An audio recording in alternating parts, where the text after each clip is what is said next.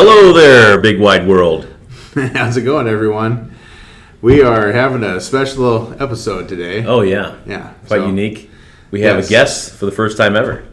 Yeah. This is Mr. Rob Willoughby. Why don't you, we're going to have a big intro for the podcast audience. Later, we'll stay behind with that.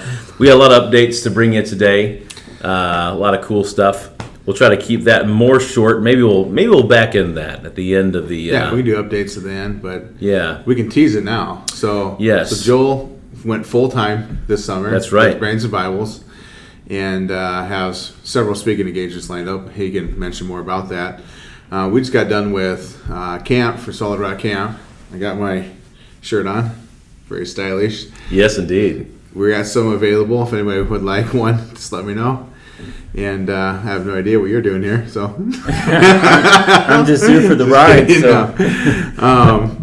So anyway, we're gonna have a great podcast today. We're gonna interview a missionary. So right, all right. Well, let's do it. Let's bring in the podcasters here. 3, 2, 1.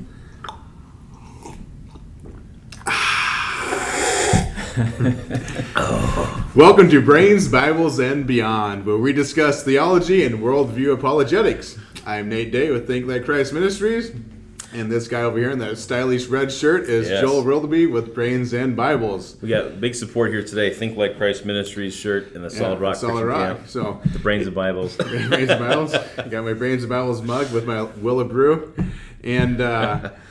Remember, if you like our content, please like and subscribe, give us 5-star reviews, and all that wonderful stuff. We appreciate it.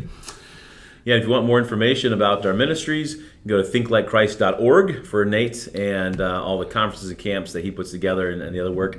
And then, of course, brainsandbibles.com for myself. And I much appreciate that. Check out everything we got going on here. And if you got any comments for us or questions, you can email us at podcast@thinklikechrist.org. So today we have a special episode. We're squeezing this one right in the middle of our other episodes, getting it out sooner because it's more relevant to today. Right. And you may have noticed we have a missionary guest with us today. Would you like to introduce yourself and tell us who you are? Yes, so I'm Rob Willoughby, Joel's brother. For good or for bad. Since birth. Since birth. Yes. Yeah, I had no choice in the matter, but here I am. And my family and I are missionaries in Estonia. Okay. We've been there 13 years serving with Baptist International Missions, and we're here on a short furlough for the summer. Awesome. Sweet. Estonia. So where is Estonia at? Because most people didn't do geography like me and have no idea. Like it's over there across the pond. Across the pond. It definitely is. Yeah. It's Well, before I started considering Estonia, I don't know where it was either. So it's it's a Baltic country. You've got 3 of them underneath each other: Estonia, Latvia, Lithuania. That's next to the Baltic Sea. Across from the sea is Sweden, if that helps. Okay. North of us is Finland, and then everything east of us is great big Russia. Okay. So kind of squeeze right in there next to Russia then. Right. Sweet. Well, that's kind of cool. Yeah, so tell us what brought you to Estonia. What kind of drew you to that country and people? Yeah. Well, the shortest answer would be God led me there. But you probably want the story. So yes. We assume that God led you there, yes. Otherwise, at least hoping so. Yeah, otherwise I shouldn't be there. But we're convinced God wants us there. Let's see. The story gets tedious if I say everything, but basically we begin with an interest in Russia and took a mission trip there, fully expecting that God was going to confirm his call that Russia was the place. But actually, by the end of the trip, we were not convinced at all that God wanted us there. In fact, we had some major doubts. Okay. We realized, again, if you're not called, you shouldn't be there. So we thought, boy, we've seen how hard the language is. We've seen how difficult it is to adjust to the culture, and just living there is very stressful. Trying to get anything done, there's so much government red tape. If we're not called, then we shouldn't go. Sure. But during that trip and immediately after, I believe it was God was kind of sending people our way and saying, "Oh, you're considering Russia, or have you thought about Estonia?" and it's a little country right next to Russia. And at first we didn't think much of it. Yeah, thanks for your help. We'll think about that. But after 4 or 5 people had done this, we thought, maybe God works in this way too, through the Holy Spirit, through other believers, in kind of prompting us along. And so we started to explore that, and then immediately felt confirmation in our hearts that this is what God wanted for us, Estonia. Cool. So talk to us a little bit about goals and vision that you have for your ministry out there. Yeah. We've kind of been revising our ministry direction recently. You have to understand, Estonia is, according to some studies, the least religious nation in the world. And we have, for years, we've been trying to start a church, but we can't seem to get more than 2 or 3 or 4 adults coming at any time. Otherwise, we lose someone, we gain someone. Adults generally will tell you, I'm not religious, I'm not interested, that's not for me, and that's pretty much the end of it. We have seen some people come to Christ, but it's rare.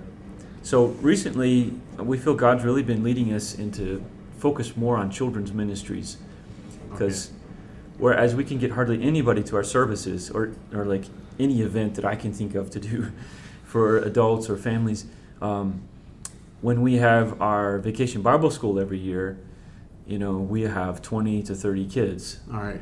And that's is huge out there. Yeah, that's great. Yeah, I mean that's huge. That's bigger. That's more people than any church that's ever been started by any independent, any Baptist missionaries, say, in the whole country. And so we see, God is blessing there, and God's using our kids in the schools to bring their friends. That really helps, of course. But so this last couple months ago, we were finally able to start a weekly Bible club that we have after our morning service. So we've tried to do this over and over again because VBS goes so well, and we're like, okay, we don't want to wait till next year to tell them again about Jesus. We want to see them every week. And it just never has stuck until a couple months ago. All right. So God's definitely blessing us in this area now. So we have the Bible club, and then another fun thing I added to the mix last year was Pinewood Derby. All right. A lot of Americans know what that is. I was in the Cub Scouts for a couple years, and we did that. So last year we had the kids come into my garage, and I was helping them make the little cars out of the block of wood. And then I had to make my own track too, which was something way out of my skill set. But we have a track, and the cars roll down, and it seems to work. So, but last year we had probably Estonia's first ever Pinewood Derby race in the history of the nation. Wow, so you're hitting the history books now. Yeah. Rewriting history. I'm sure there's a 10-point footnote somewhere that's being written right now. It's going to show up somewhere. It's got to.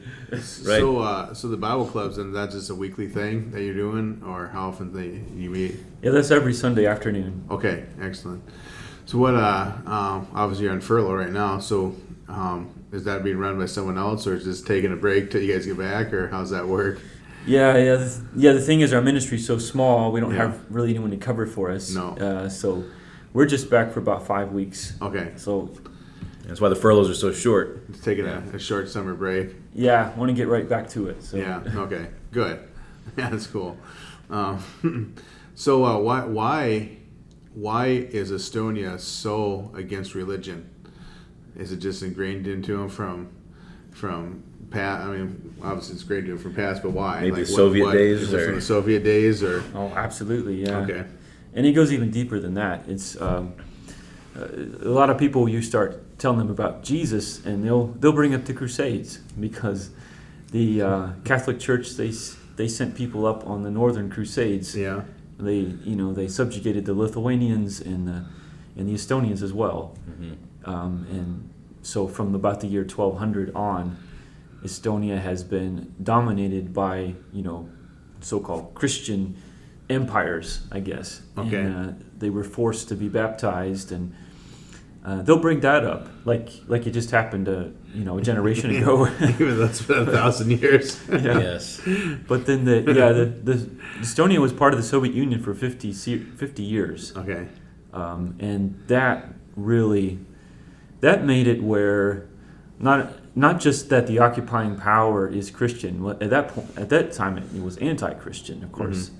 That made it where not only is there that history with the Crusades, but now it became a very like suspicious activity, a very like shameful activity. Like a teacher doesn't go to church. Anyone that's contributing to society is a responsible person. You don't go to church. That's kind of like you're on the blacklist. So Gotcha. some people are still getting over that. Yeah, I suppose. It's been a while though since they, I guess, we're giving back their freedom though, hasn't it been? What year was that? Was it the 90s somewhere? It was August 91. 91. Okay. That's right. Yeah. So, and even now, 31 years later, it's the same. Yeah. Well, there's all these layers. The Crusades. You have the Soviet Union. Now, it's all open, like you said. Now people are completely like the here and the now. Okay. That's all that matters is the here and the now. You want to talk about heaven. You want to talk about a God that maybe isn't there. I'm just thinking about where I'm going to go on vacation this summer. That's where they're at. Gotcha. So, And so there's no interest in spiritual things at all. not really, no. But the kids, they seem to be responding well to it, or at least coming and interested. Yeah, they're coming, and we see some kids making decisions. They're still Estonians, so a lot of their parents are the typical Estonians, where I don't believe in that. But we had a couple new kids come this year, and I would talk to the parents, and they said, oh yeah, I said, are you religious? And they said, well, no, I'm not at all. But I'm really glad that our son can go to your VBS, and they're hearing about these virtues and morals, things from the Bible. They said that's really good.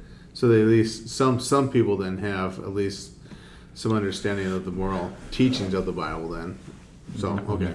Yeah, I see that a lot in America, Yeah. where somebody's like, no, that's not for me, but it's really great for my kids. Yeah, right. And I really see them being better people. It's kind of like, can't you just connect those dots? Yeah. This is an actual good thing for everyone. But, Exactly. it is what it is. Well, there's a lot going on there, and maybe we can come back to some of that. But I know that there's been so much in the headlines that's involving Russia, Ukraine, and surrounding countries. Mm-hmm. Estonia, I mean, they would pride themselves, I believe, to be freedom fighters. Would that be correct? And they are very glad to be away from the old Soviet Union. Oh, yes. Yes, and so I know that they have concerns with all this going on. It looks like it's kind of interesting. At first, I think a lot of people thought that Russia might just bulldoze their way through Ukraine and that's it. But Ukraine has done an excellent job.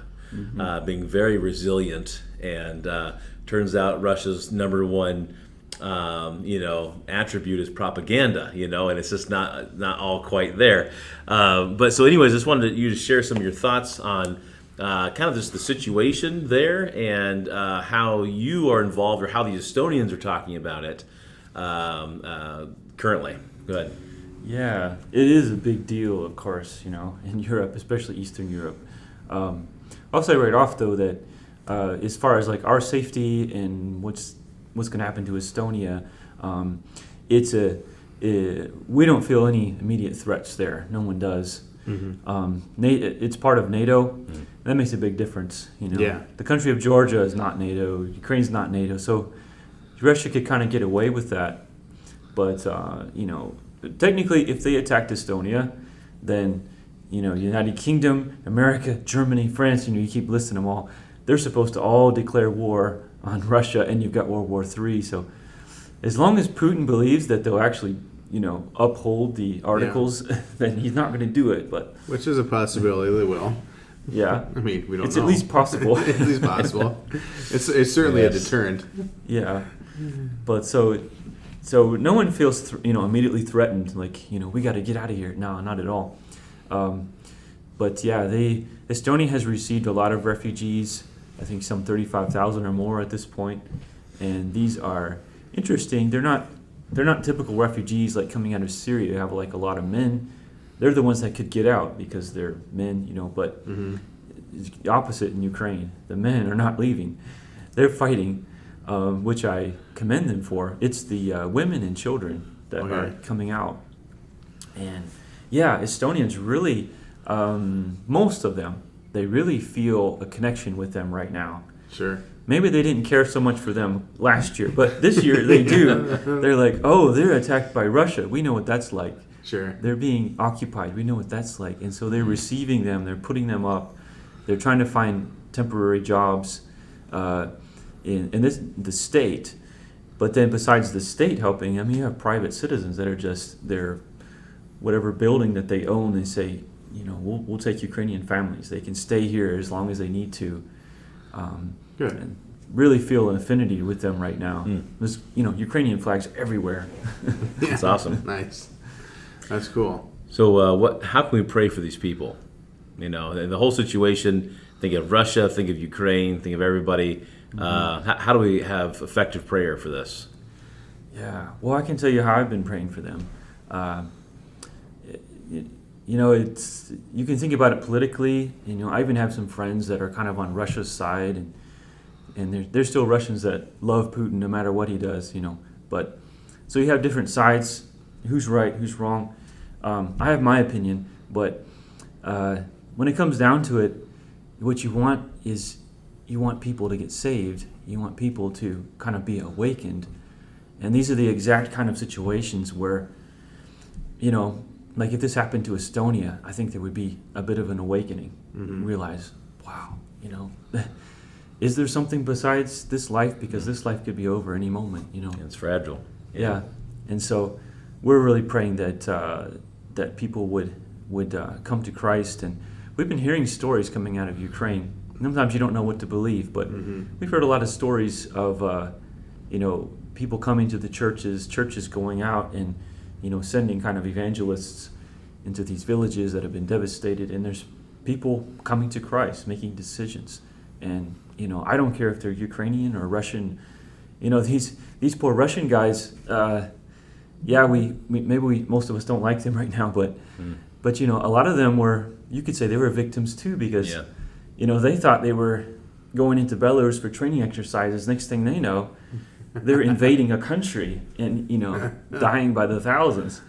But these are just kids, some of them, they're 17, 18, 19. Yeah. So, they need the Lord too.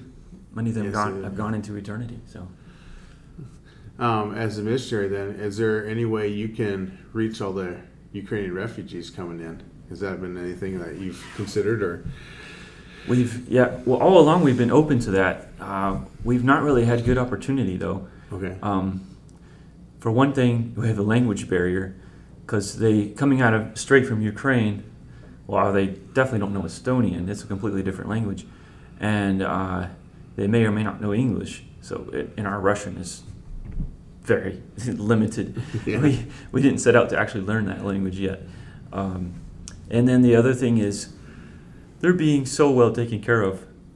There's you almost have to fight in line to go help them, because everybody is like trying to shower on them blankets and pillows and toys for the kids and all this stuff. Okay. So That's pretty good. yeah. So I have two questions that I'll give you at the same time, because there's probably going to be overlap. It's probably going to go back and forth. So the two questions are, what scripture comes to mind as all this is going on? And that might be treated completely separate from the other question. But the other question was, how does this, do you think this lines up with any kind of biblical prophecy at all? Or, why not kind of thing? So however you want to handle those. Right. So the prophecy question, that's a very interesting question, actually, because most people see. Thank you. Okay.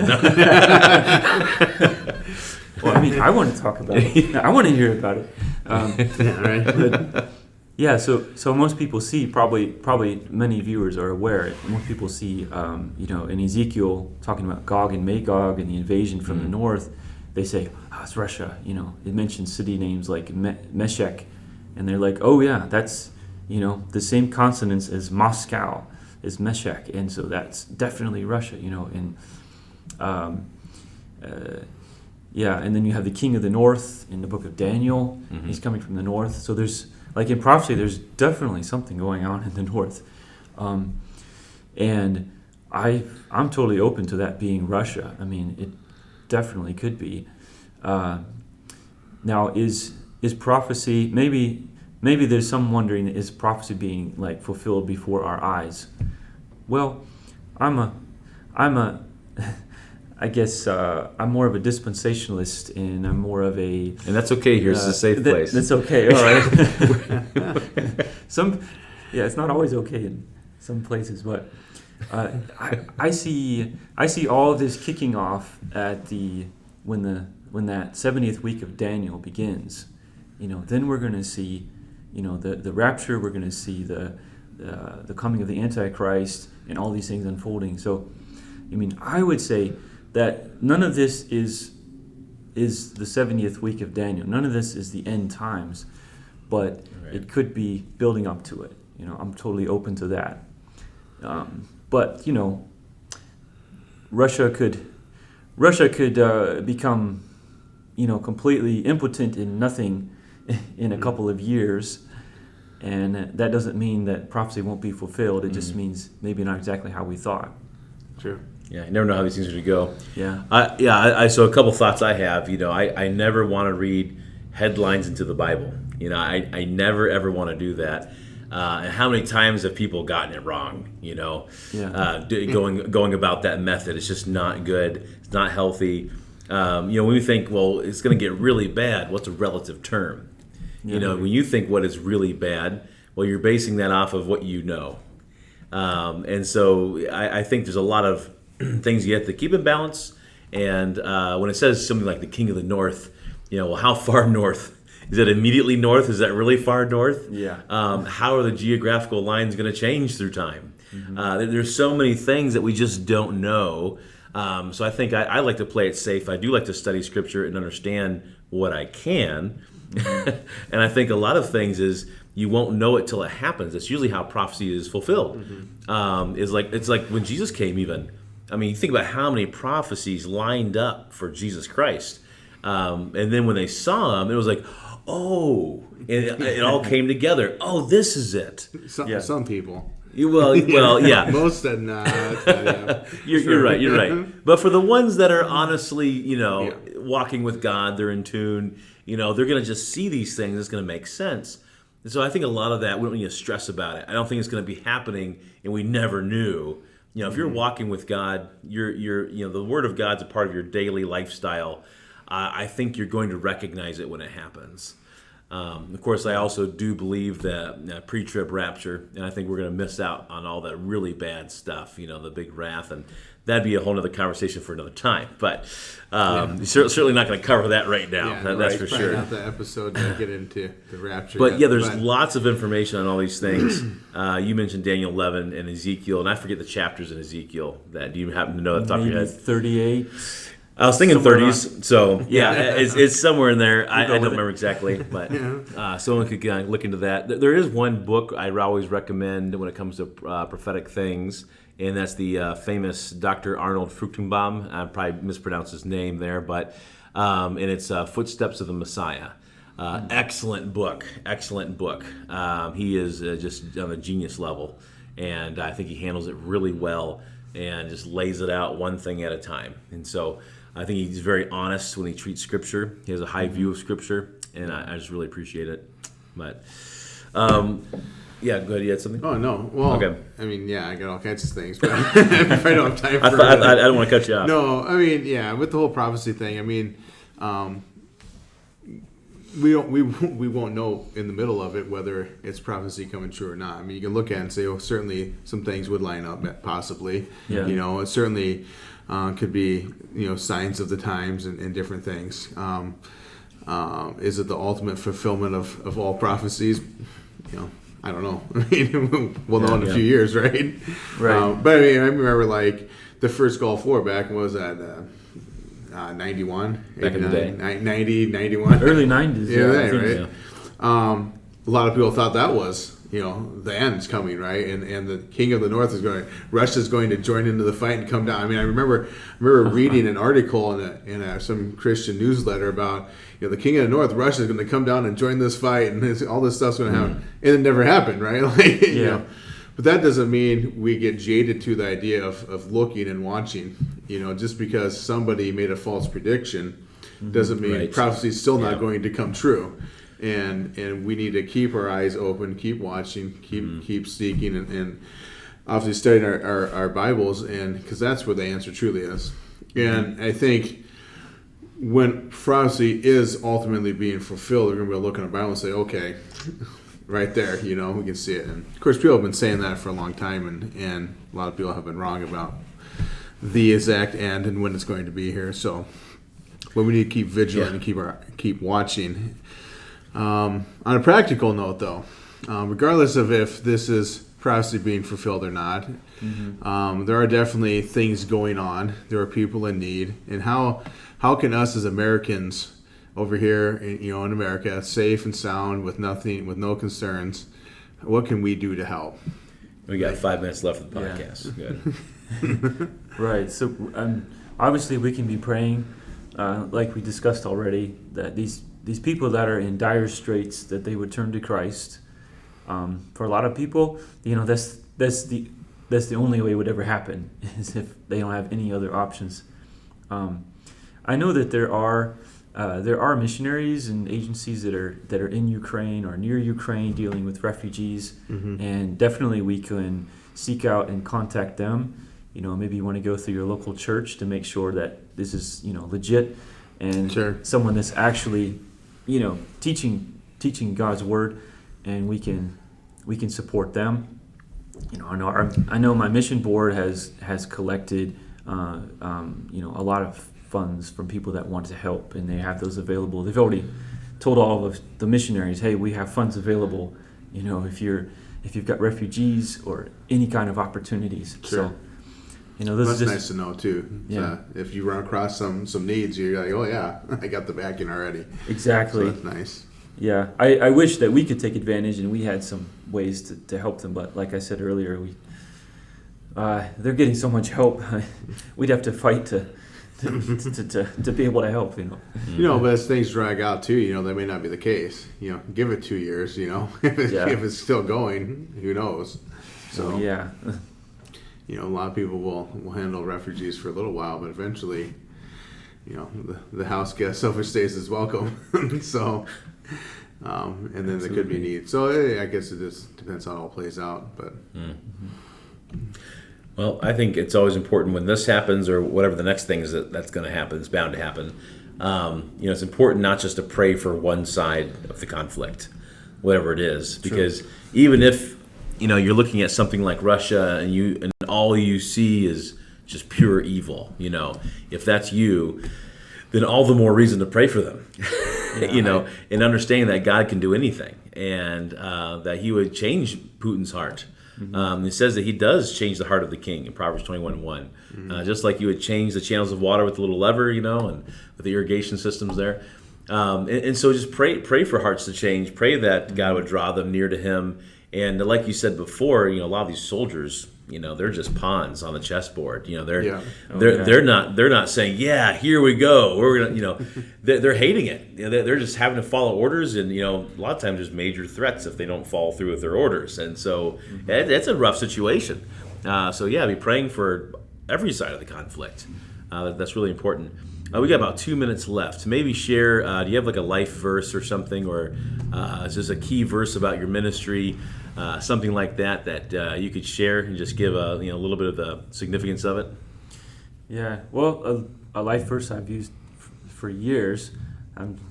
Got me on the spot. I don't know if I can quote it, but Ezra 7:10, and Ezra prepared his heart to seek the law of the Lord and to do it and to teach in Israel statutes and judgments. I think I quoted it right, but That sounds right. that's Sounds good either way. yeah. I know, especially when I was preparing for ministry, that was kind of my outline. I thought, okay, I'm prepared in my heart. I'm studying. I'm preparing, and then one day I'm going to go out and teach on the mission field. So that kind of gets it all in a nutshell. Yeah, Ezra's pretty much the man too. He was everything. He was the whole package. I love when he got up and he basically preached for just hours and hours and hours, and he gave the sense. He read the word and gave the sense. Yeah. And that's always stuck with me. I love that. He just he read it, but the people didn't really quite understand the words and everything. So he just explained what words meant. That's all he did. It was so simple, just because the word of God is effective and powerful on its own. That's great. Yeah, so it's like public reading with commentary. Yes, in yes, ancient times. Absolutely. Yeah, that's all I want to do in my life. Just kind of read scripture and kind of talk through it. But, anyways, it's been great to have everybody aboard. Yeah, we wrap this up. Rob, thanks for joining us. Your short furlough, making this time for us. That's really awesome. Appreciate you being here. YouTubers, make sure you stay tuned here, or the podcasters, jump on the YouTube. We're going to give some major updates here for what's been going on in our ministries. And don't forget to like and subscribe. That's right. Interact, some comments, all that sort of good stuff. You know what to do. Just do it. So, all right, that's the YouTubers now. all right. So, oh man, yeah, that's good. So what led to the original decision to be a missionary? We talked about you going to Estonia, and kind of how you got there, but from the very beginning, how did God impress upon your heart? You know what? You need to be a missionary. Yeah. Well, it started. If you go all the way back, I guess it started in that I was brought up in a good Christian home, and we went to Bible teaching churches, and where missions was emphasized, and then there was a point in time around maybe 13, 14 years old where now, a bit more mature than I was earlier, I remember making a decision that I went forward in the service and I said, God, I'm willing to do anything that you want me to do. I just want to know that I'm in your will. Mm-hmm. And it wasn't long after that God said, okay, I'll go ahead and tell you what it is then. And I felt a very strong call to missions during a youth rally at our church in Cleveland. And I remember the preacher, I don't remember his text, but I remember his story about people growing up or living in an American inner city. I'm not sure what the city was, but probably something like New York City, where people were they were living and dying in this culture of drugs and promiscuity. And he said that in this particular city, it was pretty much standard thing. The police would go through the alleys in the morning and they would find bodies of people that had overdosed on drugs the night before. And just to think about all these people, most likely going into a Christless eternity in hell after having lived such a life. And I thought, wow, someone needs to tell them. They need to at least have a chance. Mm-hmm. And if God would send me to people like that have never heard, I would go. And so I felt a strong call to missions that night. That's what set me on course, preparing for the mission field. Cool. And you went to Brazil and Israel, and you already mentioned Russia, right? Trying to looking for different places. Was there another place? Was that it? Well, you might have mentioned them all. I was trying to remember. But, yeah. So how close are you guys in age? 5 years. 5 years, okay. Yeah. 5 years and a couple months. So. So growing up at home, which one of you was the good son, and which was the bad one?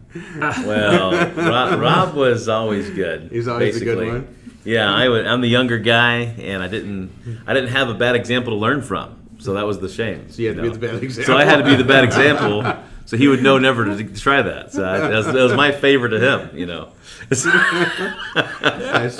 Never thought of it that way. Maybe. There we Did you go. ever tell him thanks? Yeah, I've never heard of thank you. Never heard of thank you. It's a thankless job. Yeah. It's not all glamour. Not all of it, huh?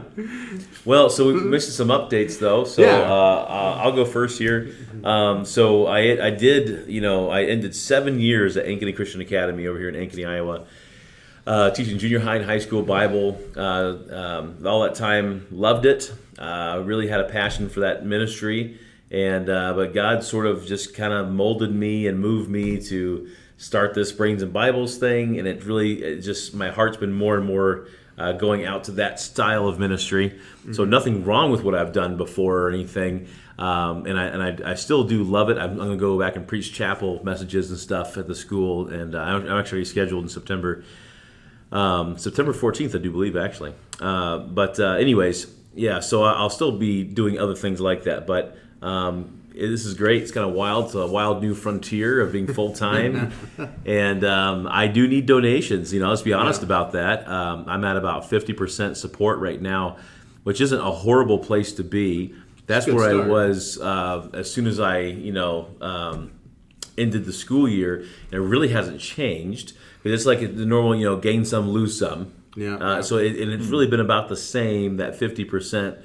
But what is encouraging is I have a few more people that are that regular reoccurring monthly payment, that donation. Okay. And of course you can do that just on brainsandbibles.com. You could send a check too, but I think it's the easiest thing to do is just go online, brainsandbibles.com. You got donate button, click PayPal, whatever you want to do there. That'd be the best thing to help me, because I have lots of work to do. There's always work.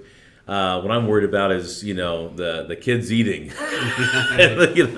No, I do believe, here's the bottom line, I do believe God is going to provide. He's going to take care of me, and I really don't have a doubt about that. I really don't. But do you want the blessing of being a contributor to that? God says, I want my people to give. Yeah. Yes, He provides, but how does He do it? Through people.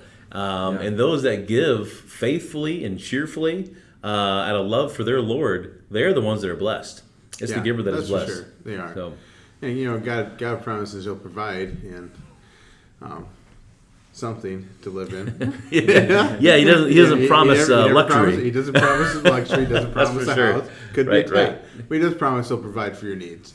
Yes. And obviously you're stepping out in faith, and your family, your wife, and your kids are stepping out with you. Well, the kids don't, they have childlike faith. They're children, They don't, but it's not a decision to take lightly. That's for sure. I mean, that's something to consider, because as a man, you have to provide for your family as well. Mm-hmm. Yep.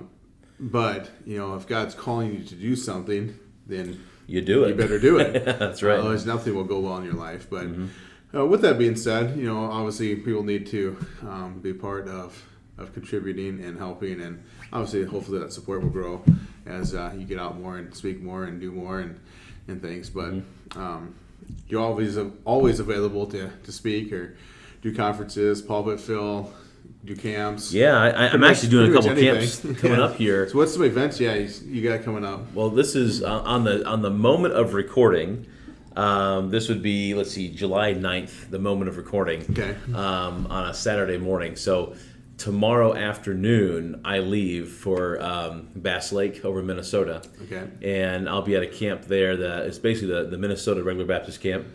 And then I will do a week there. I had to cut out a little early, right after the last session, and have dinner, and then have to drive through the night and then through the day, going up to northwest Montana, right next to Glacier Park, if people are familiar with that. Yeah. It's like a half an hour from Glacier Park, way up there. Well, I actually get a little bit before that, I'm stopping the night there, because I'm going to speak at a church in the morning, and then start the camp that Monday.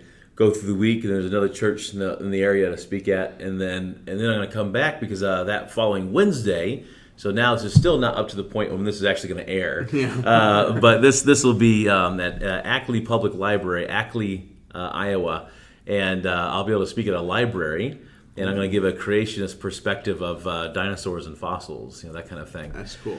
Yeah, and then there's some other churches. I know I'll be up in Oxford, Michigan in August for a conference, and they, in the not too distant past, had a school shooting in their community. Okay. And so I'm going to do a conference on the goodness of God and how that actually works, and there'll be Q&A and stuff, and that'll be really great. Off the top of my head, I don't remember the exact date for that, but I think it's either the last or second to last weekend. It's not. You can go to my Facebook page. Yeah, it's on your Facebook page. Yeah, so. and it'll be there. And I'm trying to think off the top of my head. I can't remember exactly. I know I'm doing a Bible conference over in Sheldon, Iowa in September. I know like October, November, I'll be out in Idaho a lot doing some different conferences, series of conferences that are out there. So we'll be involved with a whole bunch of different churches. I mean, over a dozen altogether. So you get some stuff lined up. Next time you're out to Glacier National Park, though, you should take me with you. Yeah.